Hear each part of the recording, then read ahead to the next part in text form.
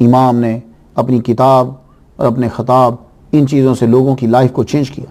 اب پھر کیا ہوا؟ عبد الملک بن مروان 685 میں اپنے باپ مروان کے بعد تخت نشین ہوا تھا یہ، مگر اس کا اقتدار مضبوط نہیں تھا۔ حجاج بن یوسف نے ان کے اقتدار کو مضبوط کیا۔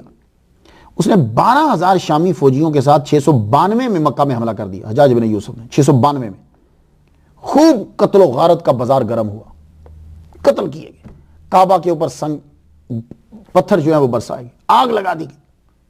یہ عبد الملک بن مروان کے دور میں 692 میں عبداللہ بن زبیر رضی اللہ تعالیٰ عنہ اور آپ کے ساتھیوں کے سر کاٹ کے دمشق بھیج دیے اور اجساد سر بازار جو ہیں وہ لٹکا دیے گئے۔ حملہ ہی اس قدر تھا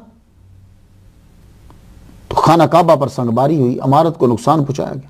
692 میں امام زین العابدین کی عمر 33 سال تھی، تو آپ کو یہ صدمہ بھی دیکھنا پڑا۔ کربلا کا صدمہ دیکھا، کوفہ کے بازاروں کا صدمہ دیکھا، آپ کو مدینہ پر جو حملہ ہوا اس کا صدمہ دیکھا، اب یہ 692 میں یہ پھر 33 سال کی عمر میں پھر یہ صدمہ کعبہ کا، کعبہ کے پتھر ٹوٹ گئے۔ اللہ اکبر جل شانہ۔ حضرت عبداللہ ابن زبیر رضی اللہ تعالیٰ عنہ سے خطرہ تو ختم ہو گیا، حضرت عبداللہ ابن زبیر رضی اللہ تعالیٰ عنہ کی شہادت کے بعد تو خطرہ ختم ہو گیا ان سے، لیکن پھر بھی خطرہ رہا۔ کیوں؟ امام زین العابدین سے خطرہ تھا۔ وہ کیا خطرہ تھا؟ وہی چونکہ یہ لوگ تھے کہ جو دوبارہ لوگوں کو اکٹھا کر سکتے تھے، ان کے اندر خاندانی پاور تھی، ان کے اندر خوبیاں تھیں، یہ آل حسین اولاد رسول تھے، یہ دوبارہ لوگ ان کے گرد اکٹھے ہو سکتے تھے، اس لیے بنو امیہ کو ان سے ڈر رہتا تھا، آخر تک مارتے رہے۔ یہ جو آپ کو لوگ نظر آتے ہیں نا، سید اردو بول رہا ہے، سید پنجابی بول رہا ہے، سید بنگالی بول رہا ہے، سید جو ہے وہ بہاری بول رہا ہے، یہ سید تو عربی بولتے تھے۔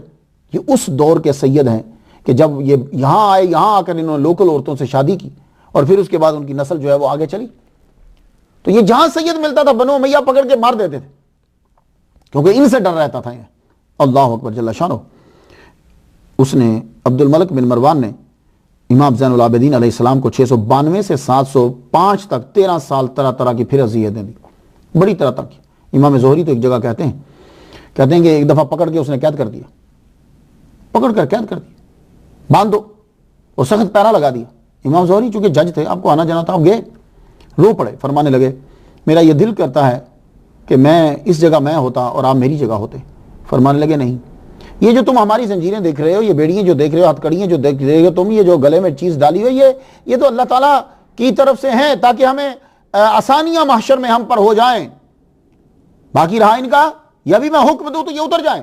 تو امام زہری کہتے ہیں کہ امام نے صرف اشارہ ہی کیا، تمام کی تمام زنجیریں چھن نیچے گر گئی ایک دم سے کھل کے۔ اللہ اکبر جل شانہ، ایک دم سے کھل گئیں۔